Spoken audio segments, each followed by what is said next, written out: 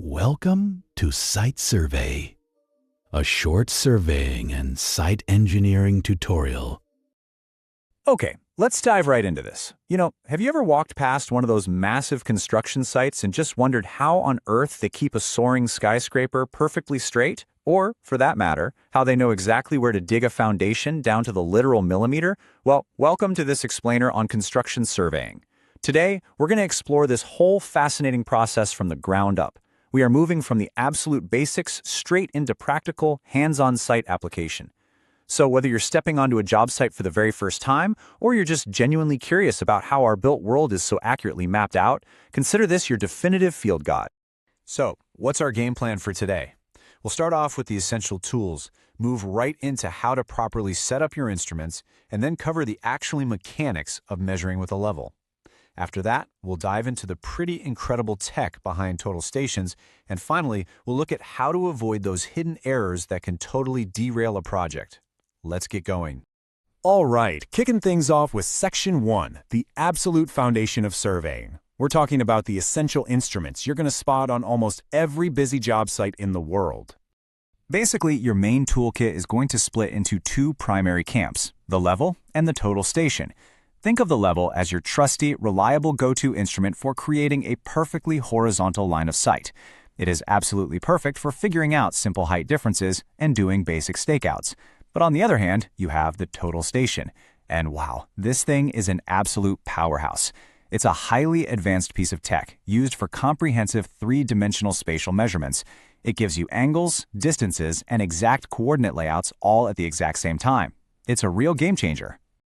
Now, when you actually get out in the field, these two tools look quite different and serve very distinct purposes.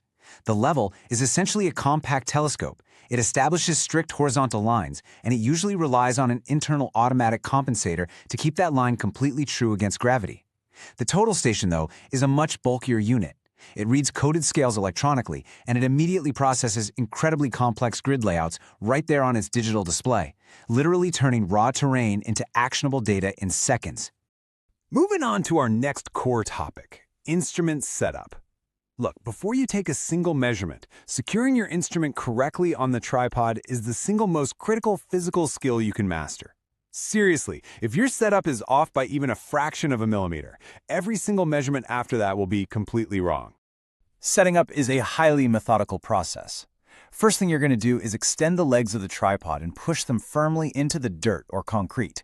Second, you make sure the top plate is as flat as humanly possible. Third, you carefully place the instrument on top and lock it down tight with the central fixing screw. And finally, you get to play that fun little minigame of leveling the instrument by centering the bullseye bubble. You do this by turning two of the foot screws together in opposite directions, and then you use the third foot screw to guide the bubble perfectly home right into the center. But what happens when the stakes get higher? Like, what if you need millimeter accuracy precisely over a specific ground control point? Well, that's when you bring in the laser plummet. You switch on this downward-pointing laser, or an optical plummet if you're using an older model, and you adjust your foot screws so the dot sits exactly over your ground mark. Once it's all leveled out, you slightly loosen that central fixing screw, carefully slide the whole instrument around on the plate until the laser is dead center over your control point, and then lock it back up, tight. Okay, Section 3. Now that we're properly set up and perfectly level, let's figure out how to actually use this equipment to calculate heights for things like excavations, foundations, and drainage. To actually measure anything effectively, you really only need to wrap your head around two key concepts. First is the backsite reading, which we denote as R. Simply put, a backsite looks back at what you already know. It's the reading you take on a staff placed on a known benchmark height. Second is the foresight reading, denoted as V. And as you might guess, foresight looks forward to what you want to find. It's the reading taken on your completely new target point. The underlying math here, it is beautifully, wonderfully simple. Finding the exact height difference between 2 points is literally just basic arithmetic. Backsight minus foresight equals your height difference. That's it. By adding that newly calculated height difference back to your known starting height, you instantly reveal the exact elevation of your new point. It's just simple addition and subtraction, but honestly, it is the absolute heartbeat of site leveling. Now, what if you need to transfer a benchmark from one end of a massive project all the way to the other? We use a brilliant technique called line leveling. Basically, you pace out roughly equal distances between your instrument and your staffs.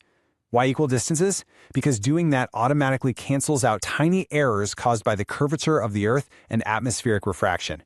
Pretty clever, right? Then you move the instrument in this sort of leapfrog sequence. You take a back sight, you take a foresight, physically pick up the instrument, move it past the forward staff, and just repeat the whole sequence across the site.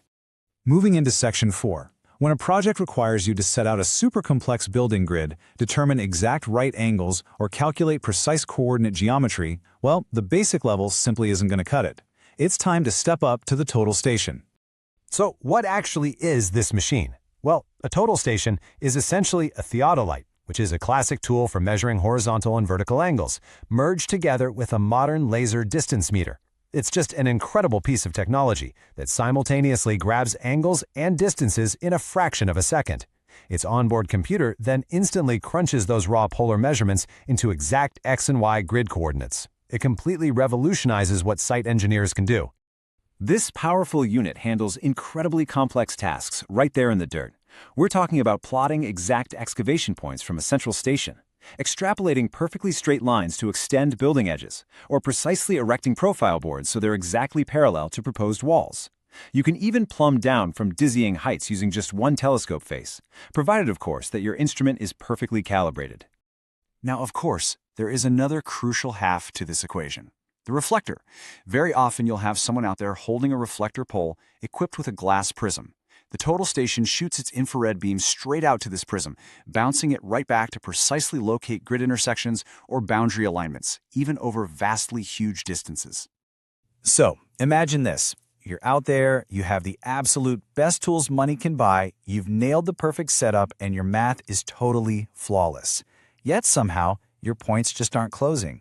You might be wondering, why do site measurements sometimes still go wrong? Why do they drift inexplicably on a busy construction project?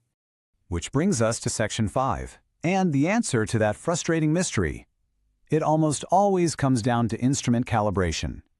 This makes routine quality control checks an absolute non-negotiable necessity for anyone working on site. Let's look at how to sniff out these hidden errors. You got to remember, these are highly sensitive precision optical devices. A bumpy ride in the back of a pickup truck, or honestly, even just a really hot day out in the sun can cause tiny internal shifts. We're talking about things like collimation errors or vertical axis tilts, where the internal mechanics just become slightly misaligned. And if left unchecked, these invisible errors will subtly and silently corrupt your entire coordinate grid. Thankfully, for basic levels, there's a brilliant little trick to sniff out these shifts called the two-peg test.